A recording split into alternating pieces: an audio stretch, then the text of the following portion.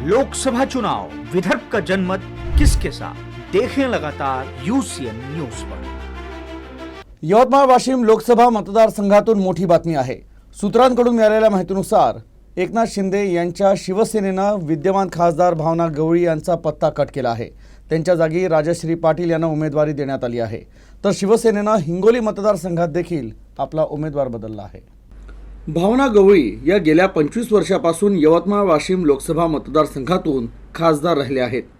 यावेळी देखील त्यांनी या जागेवर आपला दावा केला होता आणि यासाठी सर्व स्तरातून दबाव निर्माण करण्याचे त्यांचे प्रयत्न सुरू होते।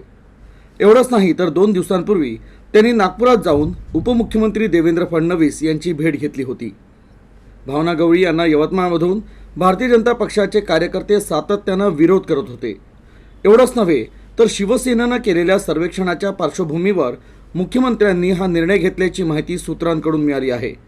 यवतमाळ लोकसभेसाठी उमेदवारी अर्ज भरण्याची शेवटची तारीख 4 एप्रिल आहे। मात्र असं असतानाही शिवसेनेनं उमेदवाराचं नाव जाहीर केलं नाही। सूत्रांनी दिलेल्या माहितीनुसार या जागेवर उमेदवाराचं नाव जाहीर केलं जाणार नसून थेट AB फॉर्म देऊन उमेदवारी दिली जाणार आहे। तर आपलं तिकीट रद्द होईल या भीतीनं गवळी यांनी देखील तयारी सुरू केली आहे।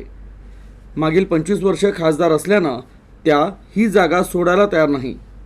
सूत्रांनी दिलेल्या माहितीनुसार गवळी यांचे बंडखोरीचे सूर असून त्या अपक्ष म्हणून अर्ज दाखल करण्याची शक्यता आहे। तर त्यांच्या समर्थकांनी उमेदवारी अर्जाची उचल केल्याची ही माहिती समोर आली आहे। राजश्री पाटील या हिंगोलीचे विद्यमान खासदार हेमंत पाटील यांच्या पत्नी आहे। राजश्री पाटील या मूळच्या यवतमाळच्या आहे आणि त्या सध्या गोदावरी अर्बन बँकेच्या अध्यक्ष आहे। त्याशिवाय त्या महिला संघटना देखील चालवतात। वडिलांकडून त्यांना राजकीय वारसा मिळाला आहे। त्यांचे वडील काँग्रेसचे निष्ठावान कार्यकर्ते होते। राजश्री पाटील या तिरळे कुणबी समाजातील आहे।